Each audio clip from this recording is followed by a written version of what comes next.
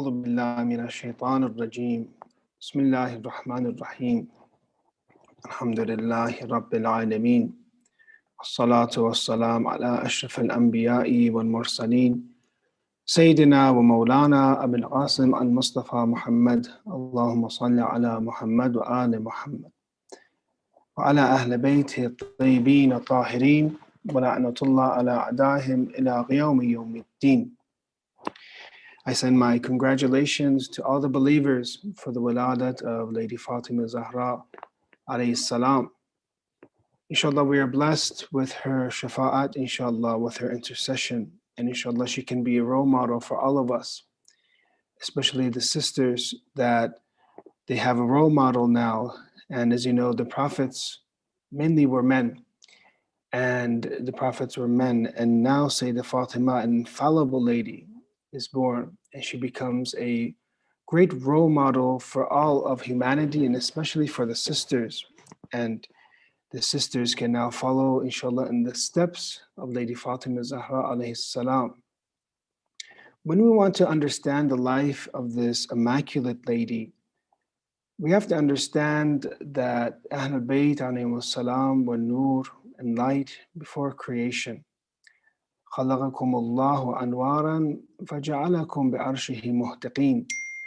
Allah has created you, the Ahlul Bayt alayhi salam, we read in al-Zahra al-Jama'a, as light, and has made you around the earth, around the throne, and observed from his throne where the Ahlul Bayt alayhi salam, hatta manna alayna bikum, until they gave us minnat. Minnat means a favor, something that is not necessarily a right for us, it is something more than what we deserve. So we understand that Lady Fatima bringing her to this world for us, for our guidance, was a minnat for us. And we have to understand that she was a light and nur. At the Arsh of God, the Ahlul Bayt were created as light, as we have in Shia and Sunni traditions, that the Prophet of Islam and Imam Ali alayhi salam were nur, were light before creation. So therefore, we have to understand that she is very significant and very special. And the way that she is born and the way that she comes into this world, imagine, take yourself 1400 years ago to the home of Lady Khadija in Mecca, to the birthplace of Lady Fatima Zahra. Lady Khadija was alone, and they were not helping her, the ladies of Quraysh, because she had married an orphan. Prophet Muhammad, Allahumma salli ala Muhammad wa ali Muhammad, was an orphan. He did not have that financial status as Lady Khadija did. Therefore, they gave her a very difficult time. But as we know, there are ladies that and people that Allah has given them so much rank and allows them to come back to this world. And one of them, a few of them, are Lady Maryam, the mother of Prophet Isa alayhi salam, or Sarah, the wife of Prophet Ibrahim, or Asiya bint Muzahim. Such ladies came to help Lady Khadija, and this also was a sign that a very significant and special person is coming to this world. We also have the sister of Prophet Musa. Brothers and sisters, Islam is not anything different than the line of prophethood. And all these figures are figures that we see also in the Bible, or we see in different texts from Jewish and Christian sources. Islam is only a continuation from the line of these prophets. And we believe that it is the completion of religion. So now religion wants to become complete, and the best of women wants to come to this world. So therefore, the best of women come to do istiqbal and to honor her. And this tradition is an amali of Sheikh al-Sadduq. And they come, and therefore Lady Fatima is born with these immaculate ladies that come. فَوَضَعَتْ فَاطِمَةَ طَاهِرَةً مُطَهَّرَةً, and she is pure when she is born. And there we have as many traditions we have about the Ahlul Bayt alayhi salam, because they were nur and light. They begin to do the shahadatain and say, Ashhadu an la ilaha illallah, wa anna abi Rasulullah, and my father is Rasulullah, wa anna ba'ali Seyed al-Awsiya, wa wuldi Sadatul Asbat, and my grandchildren are the best of grandchildren. And she testifies to this and says salams to them and speaks just how we have in the Quran. The Prophet Isa alayhi salam spoke in the cradle. Because as I mentioned, you have to understand Lady Fatima from that history, that light and nur of around the Arsh and throne of God. And when such a light and nur and the most complete of women and most perfect of women comes to this world, she comes in this manner, and the homes of Mecca are full of light. The world becomes full of light. So we understand from these traditions that it is not a normal person that has come down. It is a person that is the most perfect and the best role model and exemplar for everyone, especially the sisters, especially the ladies. We understand that her name, Fatima, in the traditions, what does Fatima mean? Fatima means قالت سميت في الأرض فاطمة لأنها فطمت شيعتها من النار, because she will save her followers and she will give intercession to her followers, those that of course that deserve it. They will be giving shafa'at and they will be saved from the hellfire. And also she has the name of Mansura also. So in the ard she's Fatima, and in the next world she's Mansura, because she will give victory. يعني نصر فاطمة لمحبيها, because Fatima alayhi salam will give victory to those that love her. Her name is al-Zahra from Imam al-Sadiq alayhi salam. لما سميت Fatima Zahra. Why was she called al-Zahra? And the answer in the hadith we have in Bihar, لأنها كانت إذا قامت في محرابها زهر نورها لأهل السماء. When she would come and pray in that niche in the mihrab, her light would fill and radiate the entire sky. And she is as-Siddiqa. Another of her names is as-Siddiqa.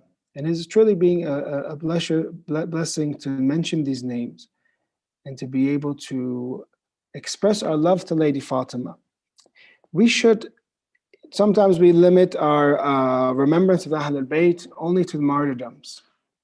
And sometimes we'll do 10 days, sometimes 40 days of remembrance of the martyrdoms of the Imams, which is good, which is very good. But also we should encourage ourselves and the youth to take the waladats also very seriously and to extend the ceremonies that we have, the happiness that we have, and the gatherings that we have, either online or in person if it's possible. Why? So that we can benefit more and we can celebrate more. What other day do we have that the best of women is brought to this world? And it should be a great day of celebration for us. And inside these celebrations are many lessons to be learned. So we have one of her names is as-Siddiqa. As-Siddiq means to be the truth teller, or to be very truth telling. As-Siddiq is a person that they match, their speech matches their actions. A lot of times, brothers and sisters, our actions and our words and our statements do not match our actions. Our words do not match. We say, we're Muslim. We say, Salat, iyyaka na'budu wa iyyaka nasta'een. We only seek help from you. But we seek help from so many other means. And our faith is a lot of times to others than God. As if, na'udhu billah, God's hands are tied. But we say in Salat, iyyaka na'budu wa iyyaka nasta'een. We only worship you. But we worship so many other things and follow so many other things in our world, in our life. So it is very difficult to match 100%, to match our statements can match our actions, because there are a few that they were very we could say, exact, or they're very, they upheld their covenant completely, 100%. And Lady Fatima is one of them. She's truly a Siddiqah, meaning that all her actions, her statements matched each other. And you see that the way that when she says, إِيَّاكَ نَعْبُدُ وَإِيَّاكَ نَسْتَعِينُ, she only wants help from God. And when she speaks, in a time period that maybe Salman and Miqdad couldn't speak because of the pressure and the severe situation at that time, we see Lady Fatima, she spoke and she risked her life, and at the end it caused her to be martyred, and she only trusted in Allah. So therefore we are in having a majlis for a Siddiqa, a person whose actions completely matched her statements. Inshallah, we can be of the same way, that we cannot separate ourselves from being Muslims only that by the names of Islam and only by the practices, that we, and I tell this to myself, we incorporate a deep meaning of Islam inside of us. In Islam, that when people look at us, from those that are not practicing Islam, they see that there is much difference. This person is really patient. This person, when you look at him, it reminds you of God. He has knowledge, or she has knowledge, and their behavior in times of tests, in times of patience, is much different than other people. This is what we're trying to go to get into the batin and the inner meaning of Islam, to implement Islam in our hearts fully, and then it extends to our limbs fully, completely. And there should be this difference, inshallah. There should be this difference between a practicing Muslim and a non-practicing, because all of these actions are for a benefit for us. All of these actions are to make us more complete. If we worship, and I say this to myself, if we worship God and after a long time we see that there's not much difference in us, then we should know, we should recalculate and see, what are we doing wrong? I should be different than others. Another of her maqams and statuses that she has, and she's very well known for, and this is why it is so important, I recommend for you brothers and sisters, we need Lady Fatima in this world, of course. We need her as an exemplar and as a role model. But the most important time period that we have is when Allah takes our souls from our bodies, and is the time period of death. That is when you will say al-Zahra, you'll say Ya Fatima. That is the time period you say, this is hadith, Imam Sadiq says, you will need us more when the spirit reaches the throat. This is when you need us the most. And we see in these traditions how beautiful it is that what we are trying to do is trying to get Lady Fatima's intercession. And intercession, of course, when we talk about this debate, there are verses in the Quran that say there is no intercession but Allah. But then there's another ta'if and category of narration of verses that talk about the fact that yes, there is intercession, illa bi'idhni, except with his permission. So when there is takhsis, when there is an exception, therefore we have to understand, what is that exception? Who are those that are given permission? Man dhal ladhi yashfa'u indahu illa bi'idhni.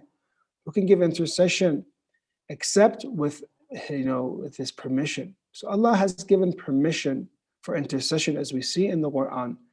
And you see these exceptions that nobody has given intercession except for those that Allah wants. Lady Fatima, we understand from narrations and we understand from the position in the Quran, how many verses in the Quran is about her, that she is Sahib al-Shafa'a. She has the capability to give Shafa'ah. Look at this beautiful tradition we have in Bihar.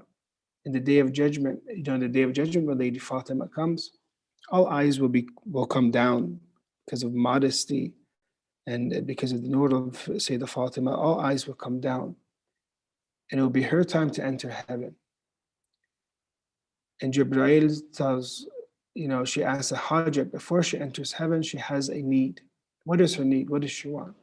And the tradition says, Jibreel asks for Ya Fatima, Sali hajatak, ask your need.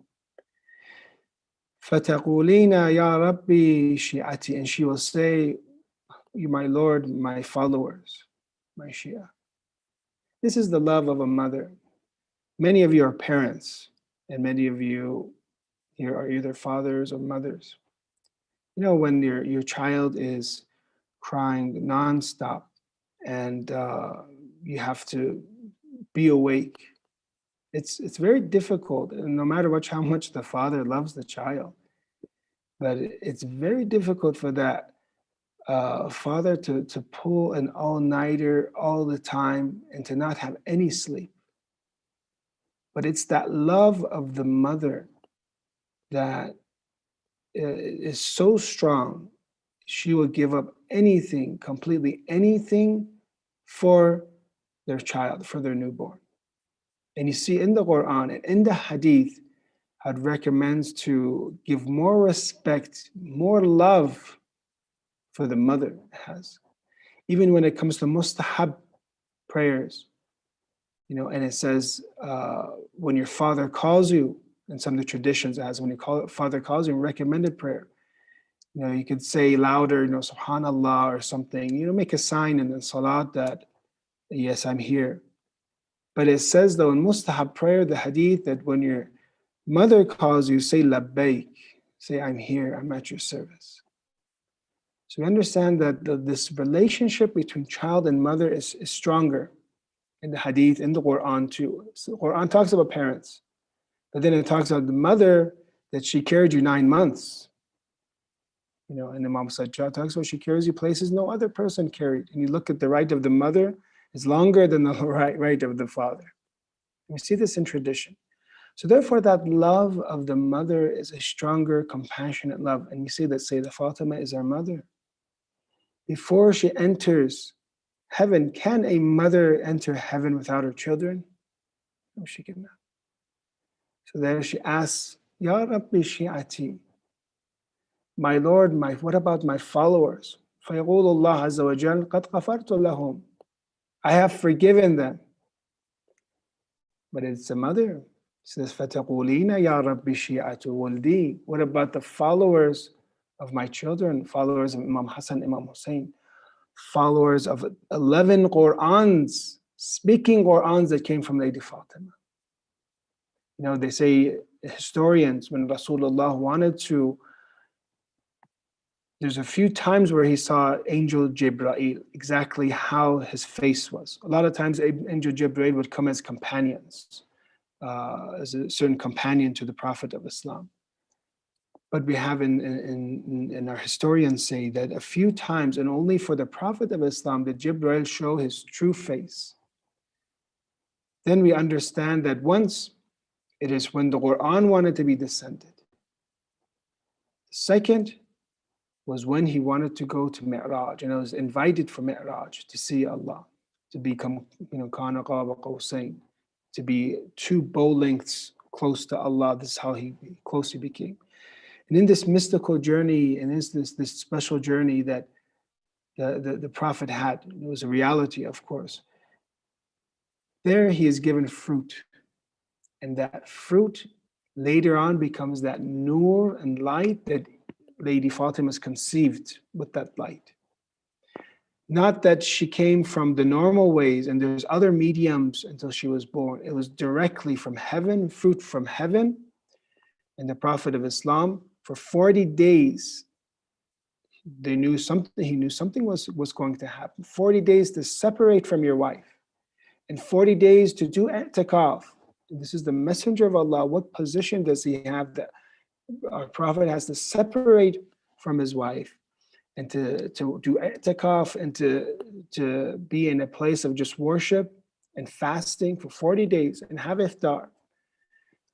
But in such a night also, the other traditions say that food was brought down, but now he cannot share this food with anybody. Amir al-Mu'mineen would always help out, you know, with the iftar and help out with these things. But today he is constructed to be behind the door, and a special food comes from heaven. And there Lady Fatima is conceived. So you understand that when Angel Jibreel shows himself, once it is for the Quran, the revelation of the Quran, the other is because the mother of 11 speaking Qurans is going to come to this world. One of our scholars said this beautiful statement. He says, you guys might make fun of me, and TV might make fun of me for saying this, because they would always criticize him. And he's recently passed away, this scholar. And he says that, in my view, the garment, now in Farsi they say chador or abaya, or say the garment of Lady Fatima, which is a garment that, because of her humility, because of her zuhd and disdaining from the world, possibly had patches and was sewn and repaired. He says, in my opinion, the garment of Lady Fatima is worth more than all the galaxies and whatever exists. He says, in my opinion, the garment of Lady Fatima, not herself, he says the garment of Lady Fatima is worth more than the galaxies. And he says that it is our duty just to try to be brushed with this garment, just so that the abaya, the chador of Lady Fatima can brush us once and give attention to us and to give us barakah. This is what we want. This is all we want. Because we understand, if she is satisfied with us, then Allah is satisfied with us. Our main goal in life is to have Allah be satisfied with us, to have His radaya, His rada, to have Him be satisfied, and we'll be very happy. But there are those that Allah has created that they are a criteria for happiness of God. They reach such a high position that whoever they are satisfied with, Allah is satisfied with. Whoever they are upset with, Allah is upset with. Because they become the criteria, they become the criterion of the satisfaction of God. This is the position that Lady Fatima has. So on that day, she says, in the day of judgment, Rabbi shi'atu wuldi, فَيَقُولُ اللَّهُ قَدْ غَفَرْتُ لَهُمْ, I have forgiven them. فَتَقُولِينَ يَا رَبِّي شِيعَةُ شِيعَتِي. So first it says, my followers, the followers of my children, and now the followers of my followers. فَيَقُولُ اللَّهُ انطَلِقِي فَمَنِ اعْتَسَمَ بِكِ فَهُوَ مَعَكِ فِي الْجَنَّةِ. Whoever is with you, whoever attaches themselves towards you, they will be with you in the heaven.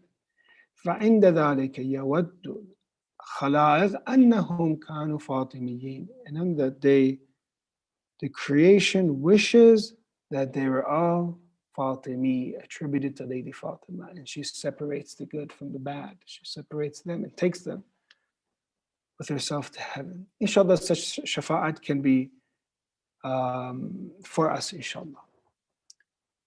She is a role model, and one of the other aspects of Lady Fatima is being a role model. نحن حجة الله على الخلق. We have in the tradition, we are the proof of Allah, the Imams say. We are the proof of Allah on God's existence. وَفَاطِمَةٌ حُجَّةٌ عَلَيْنَا. And she is a proof upon us. Sayyidullah Wahid Khurasani mentions, she is a bridge, we could say, a barzakh, a bridge between Risalat, messengership, and wasiyah, and succession. But one of the most important things we can learn from the life of Lady Fatima al-Zahra, and we'll be ending tonight with this, is that she alayhi salam is a role model for us because of what she mentions here in this hadith. A person was visiting the graveyard, and Lady Fatima was there too. She was visiting Hamza, her uncle. And she would regularly visit her uncle, his grave, his shrine, or his grave, you could say. And there he asked her a question that was bothering him. And he asks it, and he asks about it. Did the Prophet of Islam give a successor, choose a successor? And Lady Fatima alayhi salam is surprised and tells her, asks him, she asks him, yes, but where were you on the day of Ghadir? Wa'ajab, where were you on the day of Ghadir? Ghadir was very clear. And then he asked, well, why didn't he stand up for his right? And there she gives this answer, which is we're going to end tonight's discussion. مثل الإمام مثل الكعبة إذ تؤتى ولا تأتي. The example of the Imam is the example of the Kaaba. People enter it. It does not come to others. People come to it, but the Kaaba does not come to others. Meaning that Imam Ali alayhi salam is the completion of religion. And for guidance, for perfection of guidance, we need to come to him. We need to be ready. We cannot be forced to become, followers of Imam Ali alayhi salam. The Prophet of Islam his duty was to spread and propagate Islam and write letters maybe to over 20 kings and rulers that he wrote letters to. But Imam Ali alayhi salam is the completion of religion, and Hidayah is the continuation of the religion of the Holy Prophet of Islam. And those that want true completion of religion, they have to come to it. In the same way, brothers and sisters, we have to understand that the Kaaba does not come to us, and the Kaaba and Islam does not come to us to change itself according to our desires and our preferences. We have to completely submit to Islam and completely submit to all the rulings, and to approach this religion as a slave, as a servant of Allah. This is what we can understand from this hadith, that if you want to conform, you have to conform yourself to Islam. You have to go towards the Kaaba. So a person that goes to Hajj puts away all the normal clothes that they are used to, and they separate from that town or city that they used to live, and they come and travel to a far land a lot of times, and they have to put on a new garment, a new ihram, we could say, become muhram, and they conform themselves and they do tawaf just as how Allah wants, the same direction, 7 amount of times, not however they want. So we learn from this that when it comes to all aspects of our life, if we want to be truly Fatimi, it's good to have waladat for her. It is good to have majalis for her. But from this, we're trying to learn something, and we're trying to be blessed by Lady Fatima and have her be exemplar of us. That we want to become, our sisters especially, want to become modest like Lady Fatima. We want to become, all of us humanity and brothers, we want to become modest like Lady Fatima. And when it comes to courage and sacrifice for religion, we understand that she chose the satisfaction of Allah over the satisfaction of people. That there are many times that practicing Islam might not be very easy for us, might not be comfortable.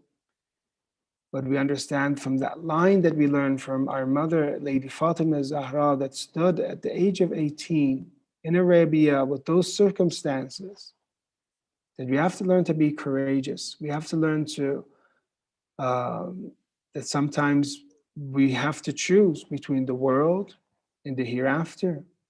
And it is a difficult choice, even though in our du'as we do Rabbana atina fid dunya hasana wa fil akhirati hasana. Give me a good world and give me a good end and give me a good hereafter. But sometimes there might be tests where we have to choose one of these. And we see the Lady Fatima as a role model for us, that you conform yourself and you change yourself to come towards the Kaaba, that you submit yourself, that you choose what is khayrun wa abqa, you choose what is better and everlasting. So therefore, inshallah, we can conform ourselves and learn from Lady Fatima Zahra, and inshallah receive her intercession. Please recite a salawat ala Muhammad wa ali Muhammad wa ajil farajahum. Allahumma salli ala Muhammad wa ali Muhammad.